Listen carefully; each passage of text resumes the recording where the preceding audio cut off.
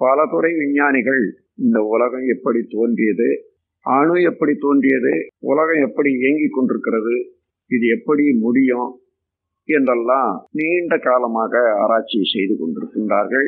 எந்த முடிவும் கிடைக்காதது அவர்களுக்கு ஒரு புதிராக இருக்கிறது. இதுல 4 வகையான கருத்து பரவி உள்ளன. எவ்வாறு பிரபஞ்சம் தோன்றியது என்ற கடவுள் என்ற ஒரு மாபெரும் ஆற்றல் உள்ள ஒரு சக்தி இந்த உலகை படைத்தது என்று சிருட்டி கொள்கையில கடவுள் படைத்தார் என்று ஒரு சாரார் சொல்லுகிறார். இன்னொரு சாரார் படைக்கப்படவில்லை இந்த உலகம், முன்னமே பதி பசு பாசம் என்ற 3 இருந்தது. கடவுள் இருந்தார், உலகமும் இருந்தது, ஜீவனும் இருந்தது.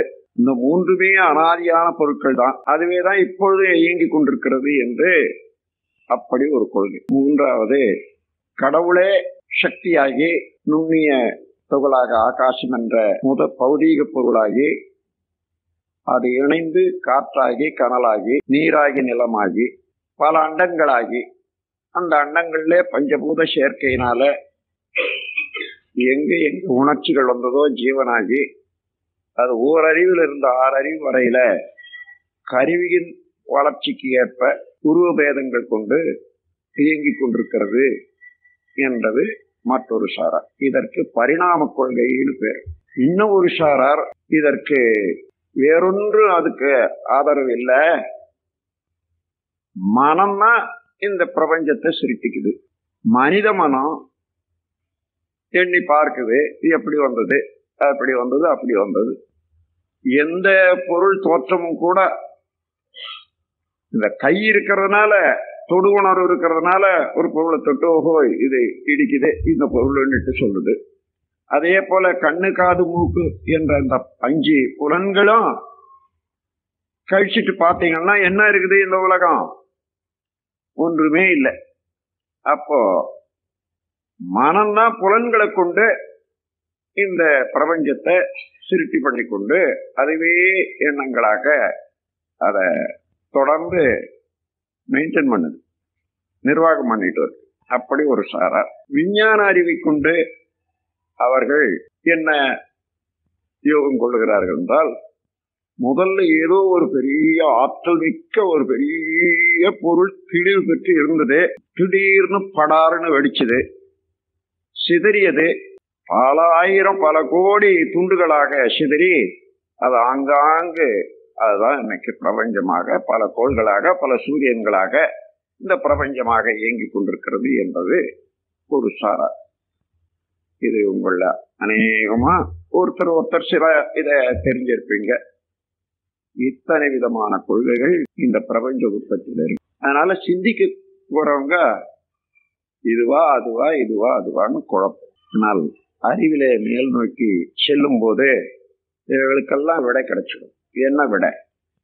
கடவுள் சிருஷ்டி செய்தான் என்று சொன்னா தேவையில்லாத ஒரு பொருளை உற்பத்தி பண்ண முடியுமோ? கடவுள் என்ற ஒரு நிலைக்கு உருவம் இல்லை, உணர்ச்சியும் இல்லை, அப்ப தேவையும் இல்லை. தேவையில்லாத ஒன்றை உற்பத்தி செய்ய வேண்டிய அவசியம் இல்லை. ஒன்று. அப்படி உற்பத்தி செய்தான் என்றால் அவனுக்கு அப்பால் இன்னொரு பொருள் இருந்து அதை எடுத்து இதை படைத்தான் என்று எல்லாம் சொல்லணும். ஆனா கடவுள் தன்மை என்பது அப்படி அல்ல. அதற்கு அப்பால் இன்னொன்று இல்லை என்றால் எதை எடுத்து எதை படைப்பது? சரி, நினைச்சான் படைச்சான்னு சொன்னாலும் அப்ப அவனே உருவாயிட்டான்றதுதான் அர்த்தம். ஆகையினால் அது சிருஷ்டி என்பது ஆகாது, அது பரிணாமமாகும். ஆகையினால சிருஷ்டி என்பது சாதாரண பொதுமக்களுக்கு அறிஞர்கள் கற்பனை செய்த ஒரு கருத்து. அதன் பிறகு மனம்தான் இந்த உலகத்தை சிருஷ்டி செய்து நிர்வாகம் பண்ணிட்டு வருதுன்னா உண்மையிலேயே மனத்தால வேறுபடுத்தி உணர்கிறோம் என்றாலும் இதுவரையில வந்திருக்கக்கூடிய பகுதிகள், இயக்கங்கள், வேறுபாடுகள் இவைகளெல்லாம் இருக்கத்தானே செய்து மனம் பிரித்து உணர்கிறது என்பது சரி. ஆனால் மனம் வராத முன்ன கூட ஒரு மனம் இல்ல 1000 மனம் இருக்குது, அங்க இருக்குது. இருந்தாலும் வழி வழியாக இந்த சக்தி உருவான பிறகுதானே மனம் தொட்டு உணர்ந்து செய்யுது. ஆகையினால மனம்தான் சிருஷ்டி செய்து என்பது இல்லை. வெடிச்சது ஒரே நாள்லன்னா அப்ப அந்த பொருள் எங்கிருந்து எப்படி ஆயிற்று என்பதற்கு அவர்கள் காரணம் சொல்லாதனால அதுவும் முழுமையாக ஏற்றுக்கொள்ளக்கூடியது அல்ல பரிணாமத்தில். ஆகையினால இவளெல்லாம் தள்ளி பார்த்தால் பரிணாமம் என்ற ஒன்றுதான். ஒரே பொருள் தான் இருந்தது, இப்போ ஒரே பொருள் தான் இருக்கிறது. அந்த ஒரு பொருள் அதனுடைய தன்மையின் காரணமாக அடங்கியுள்ள தன்மை வேகம் அல்லது அறிவு. வேகம் தான் அறிவு, அந்த விரைவு தான் அறிவு. அந்த வேகம் வெளியேறி இரண்டு பொருள் ஆயிற்று. இருக்கிற இடம் ஒண்ணு, இயங்கக்கூடிய பொருள் ஒன்று என்று இரண்டாயிற்று. அதுதான் பரமாணு முதற்கொண்டு பஞ்சபூதங்கள் வரை வேகமாக இயங்கிக் கொண்டிருக்கக்கூடிய எந்த பொருள் உணர்வு பெற்ற பிறகு விவேகம் என்ற வேகத்துல சிறப்பு கூடி விவேகம் என்பதாச்சு. அப்போ அடித்தளமாக உள்ள காரணம் ஒண்ணு, இது சுருக்கம் ஒண்ணு, அதனால இணைந்தது ஸ்தூலம். அதன் பிறகு காரணமே தன்னுடைய தன்மையை அறிகிற போது அது அறிவின் பூரணமாக. இது பரிணாமம். ஆராய்ச்சிக்கு விஞ்ஞானத்துக்கு ஒத்த முறையில இருப்பதனால நாம் பரிணாமம் என்ற கொள்கையைத்தான் ஏற்றுக்கொண்டு அதன் வழியை இப்ப சிந்திக்க போறோம். நமது இறை வழிபாடு என்ற பாடல்கள்ல ஒரு பாடல் அவ்வப்போது வர்றதை பார்க்கிறோம். அழுத்தனம் உண்டு ஆற்றல் ஒன்றை கொண்டே. அணு என்ற உற்பத்திக்கு முன்னதாக இருந்தது, இப்பொழுது இருப்பது பேராதார பெருவெளி, சுத்தவெளி, பொருள் நிலை. அது ஸ்டாட்டிக் ஸ்டேட். அதாவது ஒரு பொருள் இயங்குவேயானால் அந்த இயக்கத்துக்கு எங்க இருந்து அது இயங்கி இருக்கணும், இருந்து இயங்கி இருக்கணும். அப்ப இருந்த நிலை எழுச்சி பெற்ற நிலை இரண்டாக மாறும். அப்போ இல்லாமல் இயங்க முடியாது. அப்ப இருப்பு நிலை எதுவோ அதுதான் ஸ்டாட்டிக் ஸ்டேட் என்ற சுத்தவெளி இருப்பு நிலை. அதிலே இருந்து எழுச்சி பெற்ற நிலை அணு என்ற போது தனக்குள்ளாகவே இருந்த ஆற்றல் அதனுடைய அழுத்தம் திணிவு பெற்று அது தனியாக தனக்குள்ளாகவே ஒரு அசைவு ஏற்படுற போது அதுதான் பரமாணு என்ற நுண்ணிய மூலக்கூறாக இயங்கிக் கொண்டிருக்கிறது. அந்த பரமாணு தற்சூழலால ஒரு ஸ்ப்ரெடிங் வேவ், விரிவு அலை ஏற்படுத்தி கொண்டு ஒன்றை ஒன்று ஒரு அளவிலே தள்ளி நிறுத்தது, எல்லாவற்றையும் சேர்த்து இணைத்து அழுத்தி கொண்டிருப்பது பிரம்மம், சிவம், ஸ்டாட்டிக் ஸ்டேட். அனாதி, ஆதி, சிவம், பூரணம் என்றெல்லாம் சொல்லக்கூடிய ஒரு ஆற்றல் அழுத்தி கொண்டிருக்கக்கூடிய ஒரே வேலைதான். அப்படி அழுத்துவதனால அணுவும் இயங்குகிறது, அணு கூட்டம் இயங்குகிறது. அதனால சேர்ந்து எல்லா பொருளும் இயங்கிக் கொண்டே இருக்கிறது. பிரபஞ்சம் முழுவதும் இயங்கி எவ்வளவு கோடி அணுக்கள் உள்ளனவோ ஒன்றை ஒன்று தள்ளி நிறுத்த முடியுமோ அந்த அளவுதான் விரிந்திருக்கிறது. அதற்கு மேல விரியவும் முடியாது. காரணம் அப்பால உள்ள பொருள் பேரழுத்தத்தினால அது விரிய முடியாத ஒன்றுபடுத்தி கொண்டிருக்கிறது. அந்தந்த அணுக்கள் எவ்வளவு வேகம் சுழலணுமோ அந்த அளவு இடையில வெளியே ஏற்படுத்தி கொண்டு சுழண்டு கொண்டிருக்கிறது. ஆகையினால இதற்கு மேல விரியவும் முடியாது, அதன் மேல அடங்க முடியாது என்ற அளவுல உள்ளது இந்த பிரபஞ்சம். அதுல எங்க இந்த பரமாணுனுடைய இயக்கம் குறையுமோ, ஸ்பீடு குறையுமோ, அதுக்கு நேற்று சொன்னேன் எப்படி குறையுது. இது குறையிற போது ஒன்றோடு ஒன்று கூடி நெருங்கி இயங்குற போது அந்த கூட்டு இயக்கங்கள் தான் இப்போ பரமாணுவில் இருந்து அணு என்றும், அணுவில இருந்து பேரணு என்று சொல்லக்கூடிய மாலிகுல் என்றும், அவைகள் சேர்ந்த கூட்டுல பல கோடி தன்னை வாய்ந்த ஒரு மாஸ், ஒரு கூட்டு சேர்க்கை தோற்றங்களாக காணும். இப்ப மனதை நீங்க நிறுத்தி கொண்டு பார்த்தீங்கன்னா கோடான கோடி அணுக்கள் அவ்வப்போது தோன்றி விழுந்து கொண்டே இருக்கிறது பிரபஞ்சம். ஆனா எல்லாவற்றையும் அழுத்தி கொண்டே இருக்கிறது சுற்றழுத்தம். ஆகையினால எவ்வளவு அணுக்களுடைய எண்ணிக்கை அதனுடைய ஸ்பீட் அவ்வளவுதான் விரிந்து நிற்கும். அதற்கு மேல விரிய முடியாதபடி அழுத்தம் இருக்கிறது. ஆனா அதிலே தள்ளி நிறுத்தி விரிந்து நிற்கக்கூடியது பிரபஞ்சம் சக்தியின் காரணமாக, இயக்க வேகத்தின் காரணமாக. இந்த இயக்கமோ பரமாணு என்ற சுழற்சி ஒன்று, அதிலிருந்து வரக்கூடிய அலை இரண்டு. இந்த மூன்றிலே எங்க எந்தெந்த அணுக்கள் ஒன்று கூடி எப்படி இயங்குகின்றனோ அந்த இன்டென்சிட்டி அழுத்தத்துக்கு தகுந்தவாறு பஞ்சபூதங்கள் காற்று, நெருப்பு, நீர், நிலம் இவளெல்லாம் தோன்றி இவர்கள் ஒன்றோடு ஒன்று 5 பௌதீக பிரிவுகளும் ஒன்று சேர்ந்து ஒரு சிறு எல்லையானாலும் சரி, அதிலே இந்த காந்த களம் ஏற்பட்டு அணு அடுக்கு ஒழுங்காக ஏற்பட்டு அதை சர்க்குட் என்று சொல்வார்கள். அந்த காந்த புலன் அப்படியே சுழன்று சுழன்று வறுமையானால் அந்த உயிருக்குள்ளாக, அந்த உயிர் சக்திக்குள்ளாக, விண்ணுக்குள்ளாக அடங்கி இருக்கக்கூடிய பரம் அறிவாகி அது இயக்க, அதாவது உணர்ச்சி என்பதை அடையும். இதுதான் ஜீவன். அது சிறு செல்லுல இருந்து ஒரு செல்லாக உள்ள அமீபாவில இருந்து அதை கூட்டு சேர்ந்து சேர்ந்து சேர்ந்து உள்ளாகி மரமாகி, அதுல இருந்து ஓரறிவுல இருந்து இது தாவர வர்க்கம் எல்லாம் ஓரறிவு தொட்டா தெரியும், பரிச உணர்வுடையது. அதுல இருந்து புழு தோன்றுகிறது. 2 அறிவு. எப்படி காலத்தோட போட்டு தண்ணி ஊத்துனீங்கன்னா மரமா செடியா வந்துடும். அப்படியே சுத்தமா நல்லா காய வச்சு ஒரு டப்பியில போட்டு மூடி வச்சிடுங்க. ஒரு 6 மாசம் பொறுத்து எடுத்தா அந்த முளை இருந்தது பாருங்க, அந்த இடத்துல ஒரு பொத்தல் பண்ணிக்கிட்டு ஒரு பூச்சி சின்ன புழு ஒண்ணுங்க. அப்ப 2வது அறிவுடைய பொருளாக ஓரறிவு பொருள் 2 அறிவு பெற்று சுவைக்கவும் சுட்டா தெரியவும் உள்ளது புழு. 2 அறிவு உண்டாகும். அதுவே இன்னும் கொஞ்சம் அந்த பருப்புக்குள்ளாக இருக்கக்கூடிய உணவே சாப்பிட்டுட்டு அது இருக்கிற போது இன்னும் வண்டு மாதிரி பறக்க கூட வந்துடும். அப்படி வர்ற போது மூவறிவு, மூக்கும் வந்துடுதுன்னா மூவறிவு. அந்த மூவறிவு இனங்கள் தான் எறும்பு, செல்லு, கொசு இவைகளெல்லாம். அதற்கு மேலாக நகர இனங்கள்ல ஊர்வனவற்றில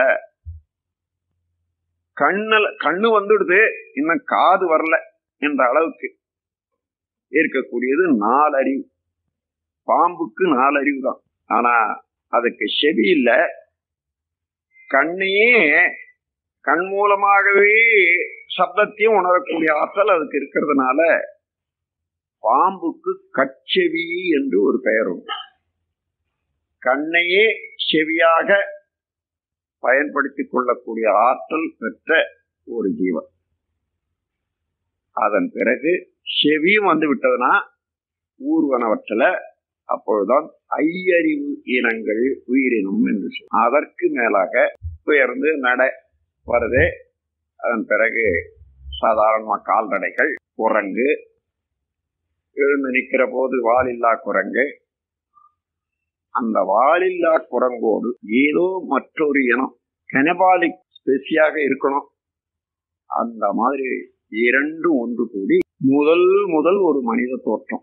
மனிதனாக தோன்றல, கிட்டத்தட்ட இந்த வானர மாதிரியாக வாலில்லா குரங்கு. வால் நரம் என்றால் 2 வார்த்தை இருக்குது. அது வானரம் என்பது வால் நரம், அதான் வானரம் என்று சொல்லும். அதுக்கு மனித உருவுக்கு வர்றதுக்கு முன்னாக வால் இருந்தது, அது வால் நரம் வானரம்.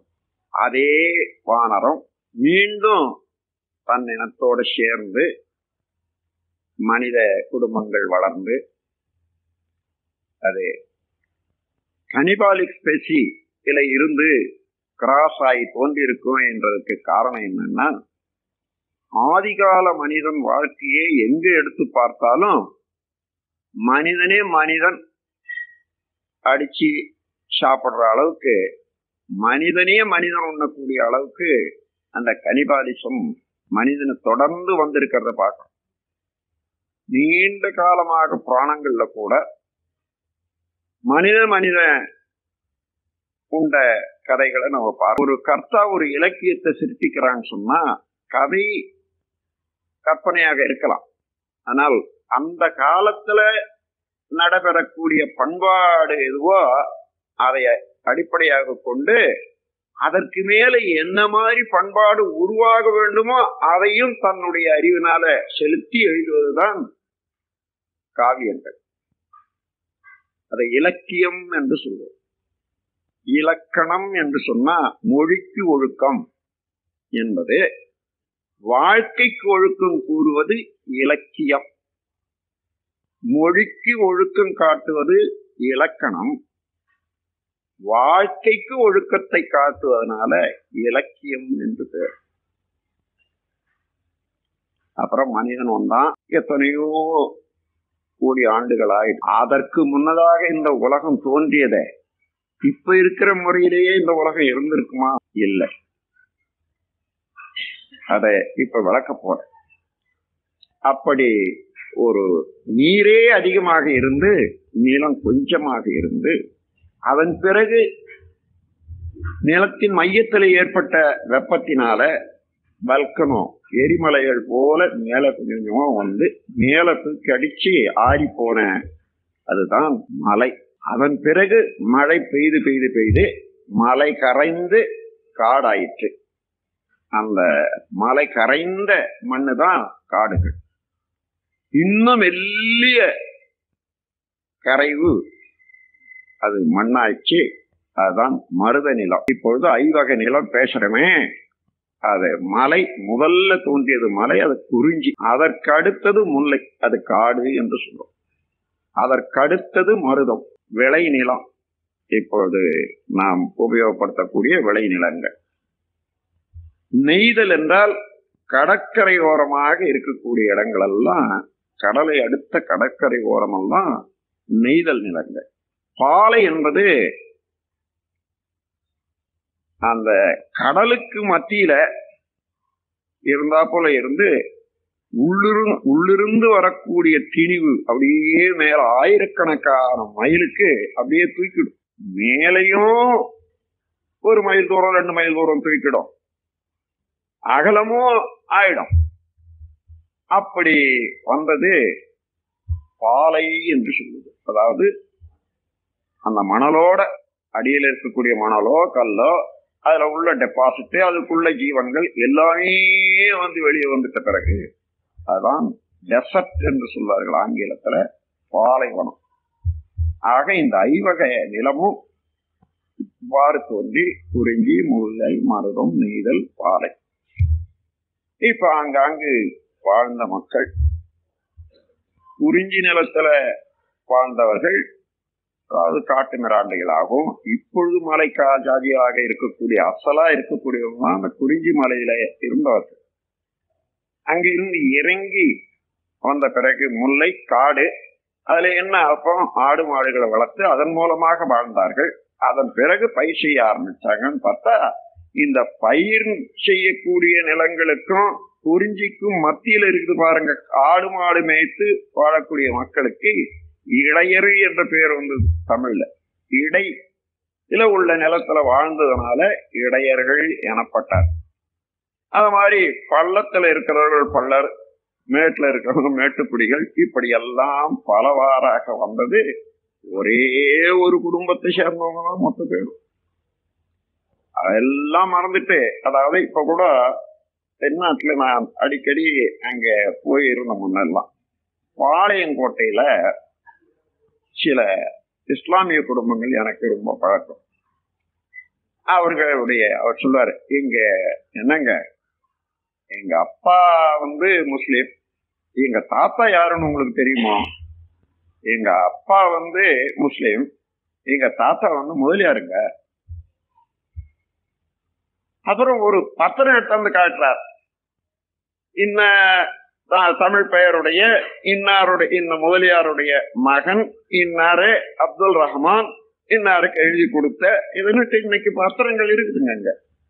அதாவது ஒரு தலைமுறையில தமிழ், அதாவது முதலியாரா இருந்து, அப்புறம் நாயக்கரா இருந்து, நாயுடா இருந்து, அதன் பிறகு இஸ்லாமிய மதத்துல சேர்ந்து அவங்க பத்திரம் எழுதுற போது இதை ரெண்ட குறிக்கிறாங்க. அப்போ இப்ப என்ன போய் கேட்டீங்கன்னா அது அடியோடு அது மறந்துடும். நாம எப்படி அதாவது ஹிந்துவாக இருந்தோம் அல்லது முதலியாரா இருந்தோம்ன்றதெல்லாம் இருக்காது. இப்போ இஸ்லாமியர் அது வரைக்கும் தான்.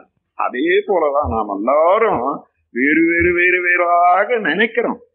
ஆனா ஒரே ஒரு தந்தையின் இடத்துல இருந்து பிறந்தவங்க, ஒரே தாயினுடைய வயத்துல இருந்து பிறந்தவன்னா இந்த பரிணாம தத்துவத்துக்கு போன பிறகுதான் அதை விட வேறு இல்லைன்னு.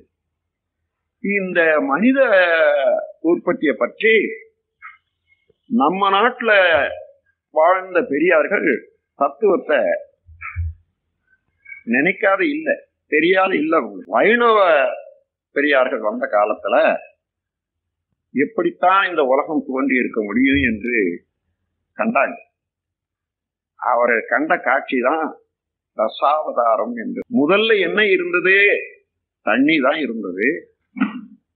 மண்ணும் தோன்றாத முன்ன நீராக இருந்த உலகத்துல எந்த ஜீவன் வாழ முடியும்? மீன் தான் வாழ முடியும். மச்சாவதாரம் முதல். அதன் பிறகு நிலம் தோன்றியது. நிலத்துக்கு நீருக்கு இடையே அதை உண்டு வாழ முடியும் என்று பார்த்த போது பன்றிதான் மூக்கால தோண்டி தோண்டி தோண்டி அந்த புல்லை தோண்டி கிழங்க எடுத்து சாப்பிடக்கூடியது. ஆகவே வராகம் அப்படியே வளர்ச்சி பெற்ற போது மனிதனுக்கும் இந்த கால்நடையோ அல்ல ஜீவன்களுக்கும் இடையில எந்த உருவம் ஒத்து இருக்குது, எதை தாண்டி மனிதன் வந்திருப்பான் என்றது அவர்கள் சிந்தனையில எடுத்தாங்க. இன்னைக்கு டார்வின் என்று ஆராய்ச்சியை போல அந்த காலத்துல அவர்கள் எடுத்தாங்க. அப்படி பார்க்கிற போது உலகம் முழுக்க உள்ள எல்லா உயிரினங்களையும் எடுத்து பார்த்தா சிம்மம் தான் மனிதனுடைய முகத்துக்கும் மனிதனுடைய உருவத்துக்கும் ஒத்து வருது. அதனால சிம்மத்துல இருந்துதான் மனிதன் தோன்றி இருக்க முடியும் என்று வச்சு நரசிம்மம் என்று நரனாக வந்திருக்கிறான். சிம்மத்துல இருந்து வச்சு நரசிம்மம் என்ற உருவம் வந்து, அப்போ நரசிம்மன் என்று வந்த பிறகு அவனுக்கு என்ன உண்டாச்சு? பேசுவதற்கு வாய் உண்டாச்சு, சிந்திப்பதற்கு மனம் உண்டாச்சு. அதான மனிதன். அதனால வா மனம் என்ற வார்த்தையை வச்சு வாமன அவதாரத்தை அடுத்தது வச்சார். இது வரைக்கும் ஸ்ட்ரக்சரல் எவல்யூஷன், வாடி வளர்ந்த விதம். அதன் மேல கல்ச்சுரல் எவல்யூஷனுக்கு வந்திருக்காங்க பாருங்க. முதல் மனிதன் எந்த தொழிலை செய்து வாழ்ந்திருப்பான்? உழவு தொழில் தான். அதற்காக உழவு தொழிலுக்கு அடையாளமாக ஒரு கலப்பைய வச்சு பலராம அவதாரம். அதன் பிறகு ஆட்சி வேண்டும், அதற்கு ராம அவதாரத்தை கொடுத்தார். அதன் பிறகு கலைகளை ரசிக்க, அந்த அழகுகளை பார்க்க அதற்கு கிருஷ்ணாவதாரத்தை அதுக்கு பின்னால் வச்சாங்க. இல்ல, இந்த பலராம அவதாரத்துக்கு அடுத்தபடி காடுகள்ல செடி வெட்டி மரம் வெட்டி பிழைக்கிறது என்ற போது அந்த கோடரிய வச்சு பரசுராம அவதாரம்னு ஒண்ணு வந்துருக்கு. அதன் பிறகுதான் ராமாவதாரம். ராமாவதாரத்துக்கு அடுத்தபடியாக கிருஷ்ண அவதாரம். அதுக்கப்புறம் இப்போ கலிக்காவதாரம் என்பது அந்த காலத்துல அவங்க வரும் என்று சொல்லி வச்சுட்டாங்க. அவ்வளவுதான். அவரவர்கள் போட்டி போடுறாங்க. கிருஷ்ணன் அதாவது புத்தர் தான் கலிக்காவதாரம்னுட்டு, அல்லது இன்னைக்கு இருக்கக்கூடிய நடக்க எல்லா அசம்பாவிதமும் சேர்ந்து இதுதான் கலிக்காவதாரம் என்றதெல்லாம் அது எப்படி ஒன்னா இருக்கும். அவங்களுடைய சிந்தனையினுடைய உயர்வு எவ்வாறு இந்த உலகம் தோன்றி அது பரிணாமத்துல வந்திருக்க முடியும் என்பது அவர்கள் எண்ணாது இல்லை. அதுதான் தசாவதாரத்தை, தசாவதாரம் நிகழ்ந்த நிகழ்ச்சியாக அல்ல, அது எவ்வாறு ஒரு அதாவது ஆதியாக உள்ள ஒரு பொருள் அணுவாகி உலகமாகி வந்தது என்பதை காண்பிக்கிறதுக்கு அவங்க வழி எடுத்திருக்காங்க நண்பர்களே. அதன் பிறகு கல்ச்சுரல் எவல்யூஷன் என்றது அதற்கு மேலதான். முதல் விஞ்ஞானம் மனிதன் கண்டது என்ன என்றால், ஒரு கொட்டையில இருந்து ஒரு செடி வர்றத பார்த்தான். இப்படி கொட்டையிலிருந்து செடி வருதா என்று உற்று பார்த்தான். ஒரு கொட்டையை எடுத்தான், வச்சுக்கிட்டான், கொஞ்ச நேரம் பார்த்தான், ஒண்ணும் இல்லை. போட்டான். அப்புறம் அப்படி சுத்திட்டு வந்தான். ஒரு நாள் நல்ல மழை பெஞ்சிருக்குது. அந்த கொட்டை அங்கேதான் இருக்குது. அந்த மண்ணில் அப்படியே கொஞ்சம் மறைஞ்சாப்புல இருக்குது. அவர் இப்படி அப்படி உலா வரும்போது ஒரு சந்தோஷமாக அந்த கொட்டையில இருந்து மூளை வர்றத பார்த்தா. ஓஹோ, கொட்டையில மரம் இருக்குது, ஆனா தண்ணியும் மண்ணை சேர்ந்ததான் வரும் என்றதை கண்டுபிடிச்சான் பாருங்க. இதான் முதல் விஞ்ஞானம் உலகுக்கு. கலையில மனிதன் கலைத்திறன் கொண்டது முதல் விஞ்ஞானம். ஒரு விதையில இருந்து செடி வருகிறது என்பதை ஒண்ணு. அதன் பிறகுதான் ஒரு கொட்டையை போட்டு அது வளர்ச்சியை பார்க்கிற போது ஒரு இடத்துல தங்க வேண்டியதா இருக்குது. ஓடிக்கொண்டே இருந்து ஒரு இடத்துல தங்க வேண்டியதா இருக்குது. ஆனா வெயில் இருக்குது, மழை பெய்யுது, இதெல்லாம் தாங்கினேன். அதன் பிறகுதான் அதுல இருந்து இது ஒரு எவல்யூஷன். அப்போ அதன் பிறகு உணவு உற்பத்தி செய்வது, அதை வைத்துக் கொண்டிருப்பது, இல்லாதவன் கொடுங்கிறது, இருக்கிறவன் ஏமாந்து போறது. அதன் பிறகு எல்லாரும் சேர்ந்து ஒரு நாகரிகமா ஒரு வல்லவனை வச்சு, அவன் காவலனா வச்சு, யார் எதிர்த்தாலும் அவன் போராடி வெற்றி கொள்ள வேண்டியது, அவனுக்கு இவங்க எல்லாம் கொடுத்துட வேண்டியதுன்னு ஒரு ஆளை வச்சாங்க பாருங்க. அதான் காவலன். இன்னைக்கு அரசனுக்கு காவலன் என்று சொல்லுதான். அப்படி அந்த காவலனை சமுதாயம் ஏற்படுத்தியது என்பதற்கு அடையாளமாக ஒரு ஆதரைஸ் ரிவார்டு, அதாவது அங்கீகாரம் செய்த அதிகாரம் அளித்த ஒரு தடியை ஒன்று கொடுத்தாங்க பாருங்க. அந்த காலத்துல அந்த தடிக்கு அடையாளம் என்ன? இப்போ வந்திருக்குது ஸ்கை ப்ளூ, கிரீன், மற்ற கலர் எல்லாம்.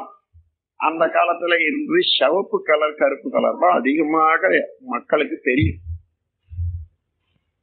நூல்ல கூட என்னுடைய இளம் வயதுல அதிகமாக சிவப்பு தான் அதிகமா இருக்கும். பச்சை ரொம்ப காண முடியாத காலமா இருந்தது. அந்த மாதிரி சிகப்பு கலரை ஊட்டி ஒரு தடியை எல்லாரும் சேர்ந்து ஆதரிச்சு கொடுத்துட்டாருன்னா அதுதான் சிவப்பு கோலுக்கு செங்கோல் என்று பேரும். இந்த சிவந்த கோல் வச்சிட்டு இருந்தா அவன் ஆட்சிக்கு அதிகாரம் அளிக்கப்பட்டவன் என்று. இப்போ இவங்களா பார்த்து கொடுத்துட்டு இருந்தான் பாருங்க. அப்புறம் குடும்ப பெருக்கம் வந்தது, அவனுக்கு ஆள் வேண்டியதா இருந்து 10 ஆள் வச்சுக்கிட்டான். அதன் பிறகு இவனுக்கு அது போறல. நீ இப்படி கொடுக்குற, கொஞ்சம் கொடுக்குறிய, அது போறாது. ஒரு மூட்டை நெல்லு மூட்டை கட்டுறதுக்கு கூட அந்த காலத்துல கனி பேக் இருந்திருக்காது, ஏதோ ஒரு அளவுல இருக்கும். அந்த மாதிரியில இவ்வளவு கொடுக்கணும் என்று அதன் பிறகு அடிச்சு பிடிச்சு வாங்கின காலத்துல இருந்து ஒரு ஒழுங்குமுறைக்கு வந்த போது 6ல் 1 வாங்கிறது என்று வந்த போதுதான் நாகரீகம் பிறந்தது. அப்போ அவன் போய் அவனுக்கு பின்னால அந்த ஆட்சிக்கு அதிகாரம் வேணுமே, அவனோட கூடவே பழகி கொண்டு இருக்கக்கூடிய பையன், அவனுடைய மகன், அவனை தேர்ந்தெடுக்கிறான். அப்பொழுதுதான் அவனுக்கு அந்த அதிகாரம் மாற்றுவதற்கு எல்லாரும் சேர்ந்து ஒரு தலைப்பாய கட்டி இவன் தான் அதிகாரி என்ற அளவுக்கு அவனாண்டு ஒப்பிக்கிறான் பாருங்க. அந்த தலைப்பாய தான் நாலாவட்டத்துல கொஞ்சம் கொஞ்சமா அலங்காரம் பண்ணப்பட்டு கிரீடம் வரையில பின்னால வந்தது. முடியாட்சி என்று வந்தது. தடியாட்சியில இருந்து கொஞ்சம் கொஞ்சமாக முடியாட்சிக்கு வந்தது இந்த உலகம். அவர்களாக கொடுத்து வாங்கின பிச்சையில இருந்து ஆரம்பிச்ச காவலன் அதுக்கப்புறம் வரி என்று பிடுங்குற அளவுக்கு அதிகாரத்தோட அடிச்சு பிடுங்குற அளவுக்கு வந்ததுதான் இன்னைக்கு சமுதாயம், அரசியல். ஆகவே அதன் பிறகு அந்த அரசு ஒன்றோடு ஒன்று போட்டி போட்டு எத்தனையோ விதமான அரசாங்கங்கள் எல்லாம் ஏற்பட்டு அதன் பிறகு அறிவு மிக மிக குடியாட்சி என்று வந்ததுன்னு சொன்னா அறிவில உச்ச நிலையில வந்ததுதான் குடியாட்சி. மக்களே தங்களுக்கு தேவையை ஒட்டி தங்கள் அறிவை கொண்டு தாங்களே ஒற்றுமையாக இருந்து எல்லாரும் சேர்ந்து ஒரு திட்டத்தை வகுத்து கொண்டு அந்த கூட்டாக ஆட்சியை நடத்தி கொள்வதுதான் குடியாட்சி. அந்த குடியாட்சி உயர்வு சிறப்பு தான். அதை தெரிந்து கொள்வதற்கு மக்களுக்கு எப்படி ஆட்சி வந்தது, ஆட்சியினுடைய தன்மை என்ன என்று விளங்காமலே நாம் ஆட்சியில இருப்பதனால, அதை விளங்கி கொள்ளாமலேயே ஓட்டு போடும் தகுதி மாற்றம் பெற்றதுனால இன்றைக்கு சில சங்கடங்கள் இருக்குது. அதை நான் அந்த காலத்துல எல்லாருக்கும் ஓட்டுரிமை என்று வழங்கிய காலத்துல நான் ஒரு கட்டுரை ஒண்ணு எழுதுனேன். இது தவறு. அறிவிலை சிறந்தவர்கள், கல்வியிலை சிறந்தவர்கள், ஆராய்ச்சிக்கு உகந்தவர்கள், பொறுப்புடையவர்கள், அவர்கள் தான் ஓட்டு போடணும் என்ற போது ஆளத் தெரியாதோர் வாழ்நாட்டில் வாழத் தெரியாதோர் பெரும்பாலோர் வாழ்நாட்டில் ஆளத் தெரியாதோர் ஆட்சியே நடைபெறும். கோழை, கயவர், கொலைஞர், பிரியர்கள், ஏழை, நோயுற்றோர் எங்குமே காட்சியாம் என்று கவியும் எழுதி, அந்த கவி எழுதின நாள் முதல் கொண்டு உங்களுக்கு இந்த மாக்கோலத்துல இருக்கும். இப்போ இந்த கவி இருக்கும், அதுல இருக்கும். அது என்னைக்கு எழுதின என்றது அந்த தேதியும் போட்டிருக்கும். ஆகவே அந்த முறையில ஆட்சி இன்னைக்கு எத்தனையோ விதமாக மாறி இருக்கிறது. இருந்தாலும் இன்னைக்கு எல்லா வகையிலும் மனித சிறப்பை ஒத்து பார்த்தால் இது போன்ற சிறப்பான காலம் எப்பவுமே இருந்திருக்க முடியாது என்ற அளவு அறிவுல, விஞ்ஞானத்துல, பொருள்ல, இயற்கை வளங்களை மனித வளமாக மாற்றி அமைக்கக்கூடிய திறமையில இந்த காலத்தை போல உலகம் முழுவதும் ஒன்றுபட்டு ஒரு இடத்துல என்று கண்ட சிறப்பு அறிவு அன்றைக்கே விஞ்ஞான கருவியின் மூலமாக உலகத்துக்கெல்லாம் பரவவிடக்கூடிய காலம் இதுதான் சிறந்த காலம். இந்த காலத்துல ஏற்படக்கூடிய அவ்வளவு பெருமையும் அவ்வளவு நன்மையும் அடிச்சுக்கிட்டு போறது ஓட்டை எங்க இருக்குதுன்னா, அறிவு முழுமை பெறாதவர்கள் அரசியல்ல இருப்பதனால அதனால அந்த மனித குலத்தினுடைய மேன்மையும் மனிதனுடைய தேவையும் உணர்ந்து மக்களுக்கு என்ன வேணும் என்றத அளவுக்கு தான் சிந்தித்து செயலாற்றத்தக்க அரசியல் வரணும்னா மக்களை ஏற்படுத்துவது தானே ஆட்சி. ஆனா எல்லா மக்களும் உணர்ந்து தெளிந்த பிறகுதான் அந்த மாதிரி ஆளை அங்க வைக்க முடியும். அது வரைக்கும் நாம எல்லாம் பொறுத்துக்கிட்டு தான் இருக்கணும். என்ன நடந்தாலும் என்ன மாதிரி இருந்தாலும் அதுதான் நாம், அதாவது சமுதாயத்திலே உள்ள மக்கள். அதற்கு ஒரு இடத்துல நான் கருத்து ஒன்று எழுதியிருக்கேன். As water finds its level, the culture of the people will find its own method of government. As water finds its level, the culture of the people will find its own method of government. அதாவது தண்ணி எப்படி தன் நிலையை உணர்ந்து கொள்ளுதோ அதே போல மக்களுடைய பண்பாடு அதுக்கு தக்க அரசியலை தேர்ந்தெடுத்துக் கொள்ளும்.